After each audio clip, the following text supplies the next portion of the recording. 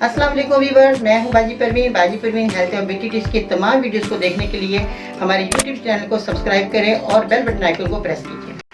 अस्सलाम वालेकुम, welcome back to my channel Baji Parveen health and beauty tips से खुश आमदीद। आज की इस वीडियो में जिन लोगों को गर्मी के अंदर बहुत ज़्यादा प्यास लगती है, और वैसे तो नॉर्मल हर किसी को प्यास ही लगती है, मगर जब ज़रूरत से ज़्यादा किसी को प्यास लगे तो उन लोगों के लिए आज मैं कामयाब नुस्खा लेकर आई हूँ। आप लोगों को सबसे पहले तो मैं कहना चाहूँगी कि हमारे अंदर जब गर्मी खुश्की हो जाती है, जब भी हमें प्यास ज़्यादा लगती है, और आपने मेरे इस नुस्खे को इस्तेमाल करने के बाद ज़रूर अच्छा फीडबैक देना है कि आपको फ़ायदा हुआ या नहीं हुआ। बाज़ लोग क्या करते हैं कि दवाइयाँ इस्तेमाल करने के बाद हमें छोटा सा एक कमेंट से लिखते हैं कि आपकी बाजी दवाई से हमें फ़ायदा हुआ। तो यही बात होती है कि हमारी हौसला अफजाई हो जाती है, हमें खुशी होती है कि हमारे मरीज़ों को हमारी दवाइयों से फ़ायदा हो रहा है, और कोई बात नहीं होती।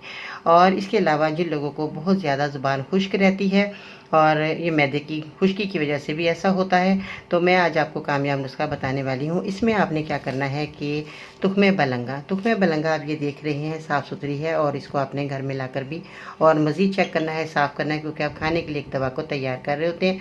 सफाई का ख्याल रखा करें, सफाई बहुत ज़रूरी है। दवाइयाँ हों, जड़ी बूटियाँ हों, घर की सफाई हो, बाहर की सफाई, गली मोहल्ले की सफाई, ये आपने ख्याल ज़रूर करना, जब भी आप बीमारियों से बच सकते हैं।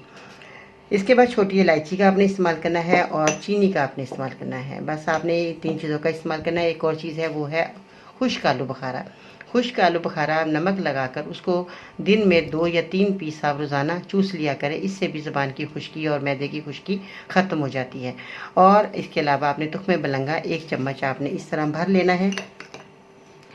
इस तरीके से आपने भर, बाज़ लोग क्या कहते हैं थोड़ा सा बस इतना सा लिया चले ये काम हो गया, नहीं, आपने इस तरह तुख्मे बलंगा का 1 चम्मच लेना है और इसको 1 गिलास पानी में रात भर भिगो के रख देना है।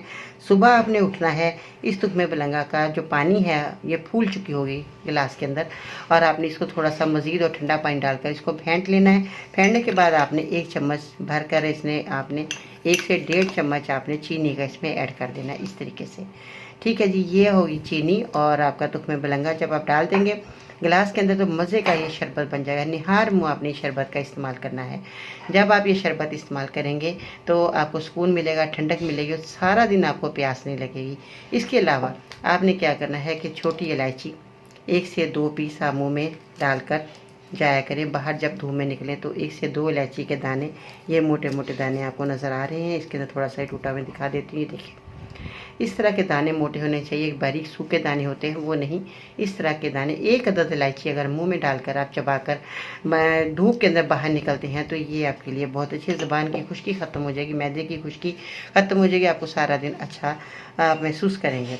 और इसके अलावा अगर आप घर के अंदर इसका इलायची का शरबत बनाकर रख लेते हैं तो ये आप जैसे ही धूप से बाहर आएँ तो इलायची का शरबत अगर आप पी लेते हैं तो ये भी आपके प्यास में कमी लाएगा। तो अगर आप घर में शरबत नहीं बना सकते, अगर किसी को नहीं आता शरबत बनाना, कोई मसला नहीं है, बाज़ार में भी इलायची का शरबत मिलता है, आप वो ठंडा करके पिया करें, तो ये भी मैदे की खुश्की और ज़ुबान की खुश्की और प्यास की शिद्दत में कमी लाता है। ये तो था एक छोटा सा कामयाब नुस्खा जो मैंने आज आपको बताया। बनाएं, इस्तेमाल करें, छोटे बड़े सब घर वाले इस्तेमाल कर सकते हैं। इसका कोई साइड इफ़ेक्ट भी नहीं है और आपकी मज़ीद बीमारियां ख़त्म होंगी। आज के लिए इतना ही। आज की खूबसूरत बात, इंसान 2 मामलात में बिल्कुल बेबस है, दुख से भाग नहीं सकता और खुशी खरीद नहीं सकता। आई होप कि आपको मेरी वीडियो बहुत पसंद आई होगी। लाइक करें, शेयर करें, मेरे चैनल को सब्सक्राइब करना मत भूलिएगा और बेल बटन आइकन को ज़रूर प्रेस कीजिएगा ताकि इस तरह के कामयाब नुस्खे आप तक बहुत जल्द पहुँचते रहें। बाजी परवीन को इजाज़त दीजिएगा। इंशाअल्लाह ताला ज़िंदगी रही तो फिर मिलते हैं नई वीडियो में, तब तक के लिए अल्लाह ने के बाद।